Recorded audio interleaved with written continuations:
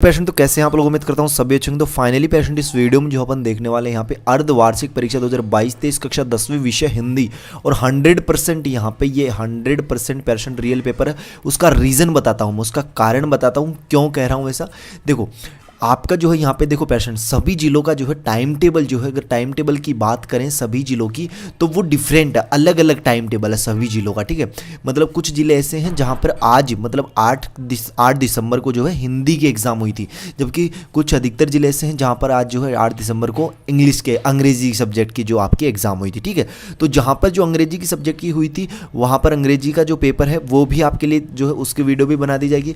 लेकिन जिनका हिंदी का पेपर नहीं था, जिनका इंग्लिश का था और जिनका हिंदी का था, समझ रहे हो मैं क्या कहना चाहता हूं।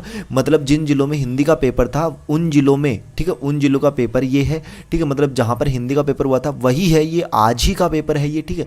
तो आपको जो है इस वाले पेपर को तैयार करना है, क्योंकि देखो पेपर सबके सेम आएंगे, ठीक है। पेपर मतलब क्योंकि सिलेबस देखो सबका सेम है, पूरे राजस्थान की अगर बात करें तो NCERT अपना सिलेबस है और सभी के जो है यही क्वेश्चन आने वाले हैं, ठीक है। यही सेम पैटर्न रहने वाला है, पूर्णांक आपका 70 नंबर का रहने वाला है सभी जिलों का, ठीक है। पेशेंट आप समझ रहे हो मैं क्या कहना चाहता हूँ कि अब जो है जिनके हिंदी की एग्जाम नहीं हुई है, आज जिनकी इंग्लिश की थी उनको आज हिंदी का पेपर देखना है, जबकि जिनकी हिंदी की हो गई उनको आज उनका इंग्लिश का पेपर देखना है, ठीक है।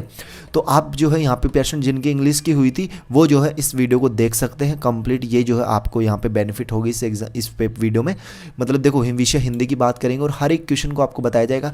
आप देख सकते हो यहाँ पे पहला प्रश्न खंड क है आपका, प्रश्न संख्या 1, ठीक है। निम्नलिखित गद्यांश को ध्यानपूर्वक पढ़कर पूछे गए प्रश्नों के उत्तर दीजिए, ठीक है पेशेंट। तो यहाँ पे जो है ये गद्यांश आया है पेशेंट, ठीक है आपका। तो देखो यहाँ पे गद्यांश आप पढ़ सकते हो, यहाँ पे चाहे तो इसका स्क्रीनशॉट ले लेते हैं, अन्यथा इसके PDF जो है वो भी आपको मिल जाएगी, ठीक है। अगर आप स्क्रीनशॉट लेंगे तो आपके लिए जो है ये काफ़ी ज़्यादा बेनिफिट रहेगा, ठीक है। देखो भारतवर्ष सदा कानून को धर्म के रूप में देखता आ रहा है, आज एकाएक कानून और धर्म में अंतर कर दिया गया है, ठीक है। धर्म को धोखा नहीं दिया जा सकता, कानून को दिया जा सकता है। यही कारण है कि जो लोग धर्म भीरू है वे कानून की त्रुटियों से लाभ उठाने में संकोच नहीं करते। तो कुछ इस प्रकार से जो है इस पैसेज को आपको ध्यान से पढ़ना है। और देखो इस यहाँ पे कैक की वाली क्वेश्चन की बात करें, इसमें पूछा गया आपको कि प्रस्तुत गद्यांश का उचित शीर्षक लिखिए, ठीक है। जो प्रस्तुत गद्यांश है इसका अपने को उचित शीर्षक अपने को लिखना है, ठीक है।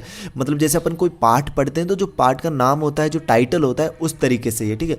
मतलब अपन कोई मूवी देख रहे हैं तो मूवी का जो नाम होता है ना उस तरीके से अपने को इस पैसेज का नाम देना है, टाइटल देना है यहाँ पे इसका। तो आप उचित शीर्षक यहाँ पे लिख सकते हो भारतवर्ष, आप लिख सकते हो, ठीक है। क्या लिख सकते हो? भारतवर्ष। आपको आधा नंबर इसमें मिल जाएगा पेशेंट। देखो कानून को धर्म के रूप में देखने का क्या आशय है, तो इसका लाइन जो आप अभी अपन ने पढ़ी थी वो जो है इसका आंसर आप कर सकते हो। अगले सेकंड क्वेश्चन की अपन बात करते हैं।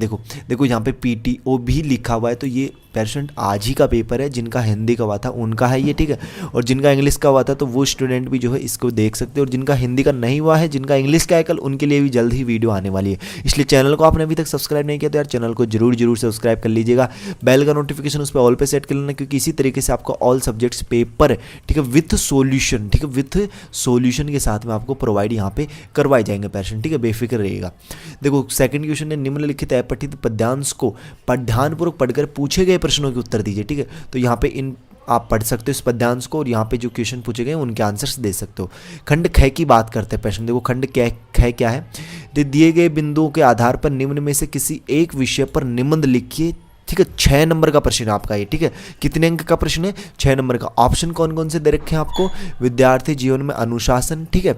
फिर ये है यहाँ पे देखो ये संकेत बिंदु दे रखे हैं। फिर अगला है यहाँ पे ख वाला दे रखा आपको जल संरक्षण हमारा दायित्व, ये इस पर निबंध लिख सकते हो। ग में है आपको पूछा गया आतंकवाद एक विश्वव्यापी समस्या, ठीक है।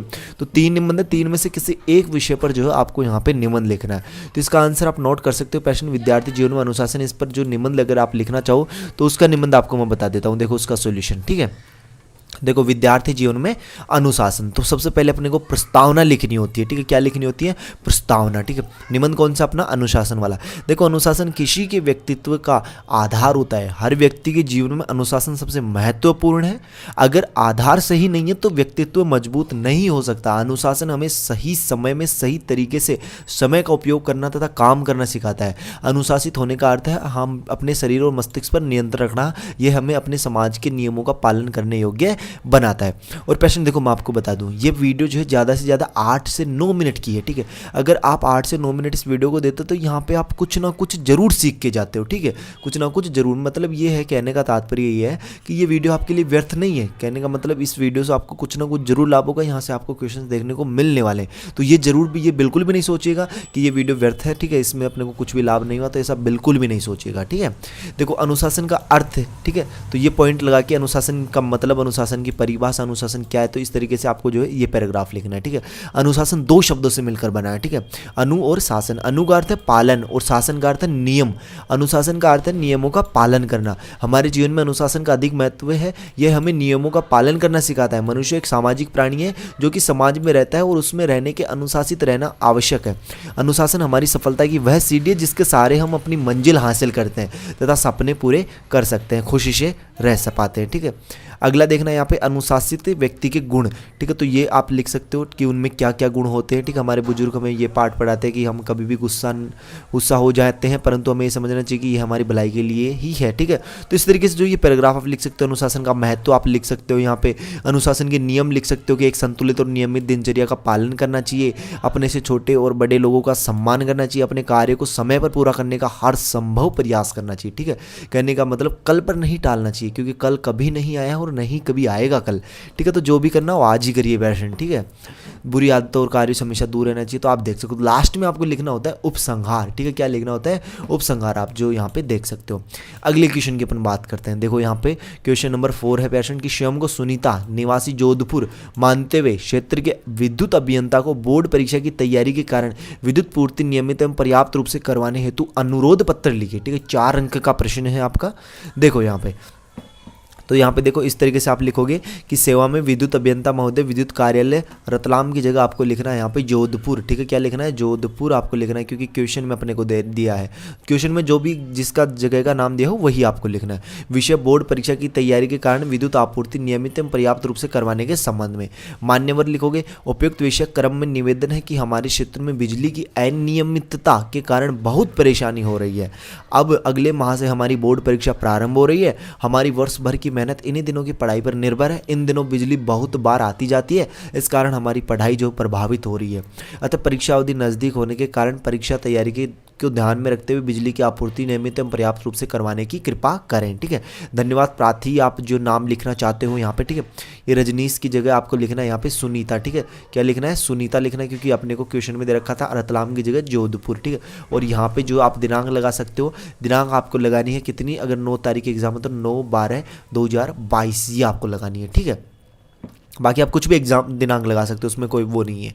देखो अगले क्वेश्चन की बात करते हैं। 5वां प्रश्न है, कर्म के आधार पर क्रिया के भेद बताते हुए उसकी परिभाषा लिखिए, ठीक है।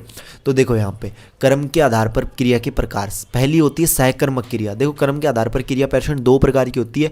पहली होती है आपकी सहकर्मक क्रिया। इसकी अगर डेफिनेशन की बात करें तो देखो सरल शब्दों में जिस क्रिया का फल कर्म पर पड़े उसे सहकर्मक क्रिया कहेंगे।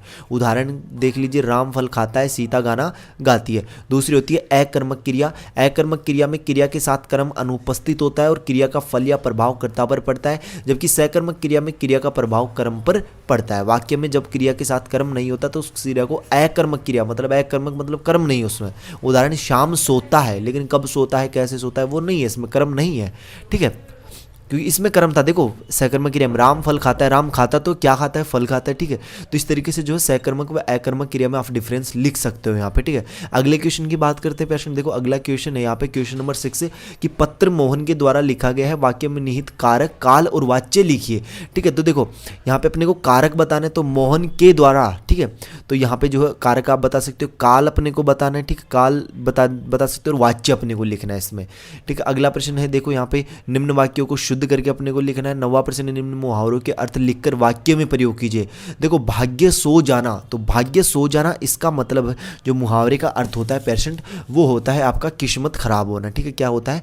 भाग्य सो जाने का मतलब किस्मत खराब होना, ठीक है, किस्मत खराब होना। और इसका अगर वाक्य में प्रयोग करोगे ना आप, खराब होना, ठीक है। अगर इसका वाक्य में प्रयोग करोगे तो आप कह सकते हो कि मेरा मित्र की हमेशा भाग्य सो जाता है, ठीक है, भाग्य सोआ रहता है, या फिर हमेशा भाग्य सो जाता है। इसका मतलब है कि मेरे मित्र की हमेशा किस्मत खराब रहती है, ठीक है।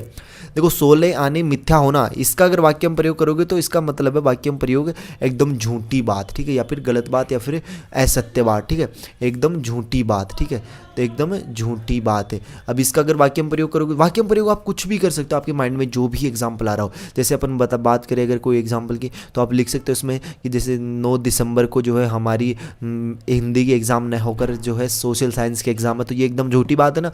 तो इसका वाक्य में प्रयोग कैसे करोगे कि 9 दिसंबर को जो है हमारी सामाजिक विज्ञान की एग्ज़ाम में ये बात एकदम क्या है, 16 आने मिथ्या होना की तरह है, ठीक है, मतलब ये एकदम झूठी बात है। इस तरीके से लिख सकते हो। आगे के प्रश्न आप देख सकते हो पेशेंट। अब देखो आगे का जो सॉल्यूशन है ना, अगर इस वीडियो में करेंगे तो वीडियो काफ़ी लेंथी हो जाएगी, और मुझे नहीं लगता कि अधिकतर स्टूडेंट यहाँ तक 10 मिनट की वीडियो हुई है 10 मिनट तक भी पहुँचे होंगे। जो 10 मिनट तक वीडियो में पहुँचा है वो जल्दी से कमेंट करे, उसका कमेंट पिन कर दिया जाएगा, ठीक है, उसका कमेंट क्या कर दिया जाएगा, पिन कर दिया जाएगा। और मुझे नहीं लगता अधिकतर होगा, बहुत कम स्टूडेंट ऐसे होते हैं जो 10 मिनट तक की कंप्लीट वीडियो देखते हैं, ठीक है। तो आप जो पेशेंट देखो आगे का जो सॉल्यूशन है ना, वो आपको मिलेगा टेलीग्राम ग्रुप पे पीडीएफ के तौर में, जिसका लिंक आपको डिस्क्रिप्शन बॉक्स में मिलेगा। चैनल को सब्सक्राइब नहीं किया, चैनल को जरूर सब्सक्राइब करके, अगर आपका कोई डाउट है वो जरूर बताएं। बाकी मन मिलते हैं जल्दी नेक्स्ट वीडियो में इसी होशम जोश के साथ। तब तक बाय, धन्यवाद, टेक